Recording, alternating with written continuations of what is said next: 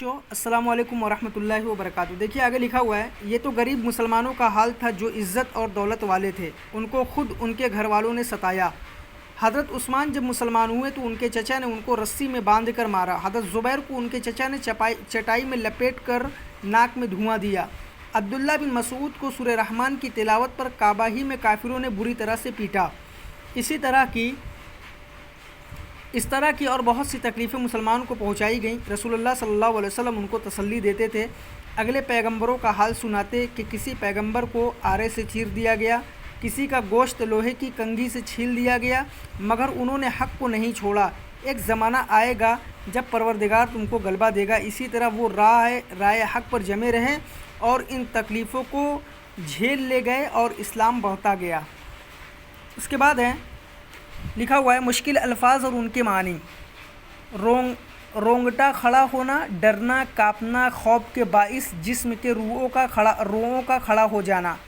مروت، لحاظ، رعایت۔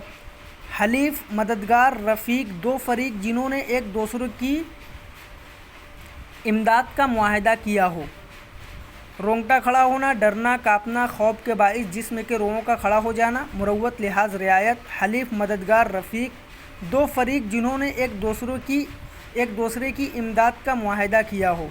اس کے بعد سوالات۔ پہلا سوال ہے، حضرت بلال کو امیہ بن خلف نے کس طرح ستایا؟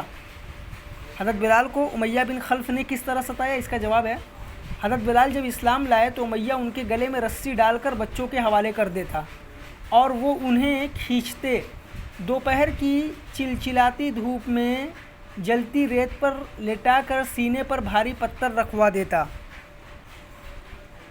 حضرت بلال جب اسلام لائے تو امیہ ان کے گلے میں رسی ڈال کر بچوں کے حوالے کر دیتا اور وہ انہیں کھینچتے، دوپہر کی چلچلاتی دھوپ میں جلتی ریت پر لٹا کر سینے پر بھاری پتھر رکھوا دیتا۔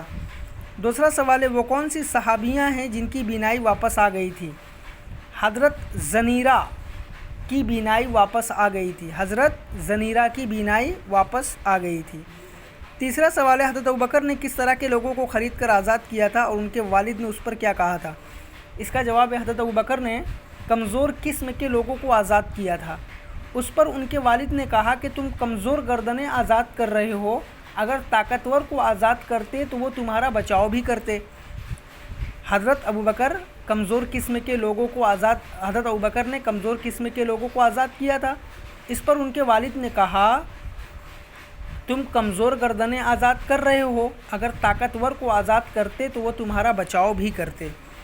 سوال نمبر 4 ہے، اللہ کی راہ میں سب سے پہلی شہیدہ کون ہیں اور ان کو کس طرح شہید کیا گیا؟ اس کا جواب ہے، اللہ کی راہ میں سب سے پہلی شہیدہ سمیہ بنت خیاط ہیں۔ ابو جہل نے ان کی شرمگاہ میں نیزہ مارا جس سے وہ شہید ہو گئیں۔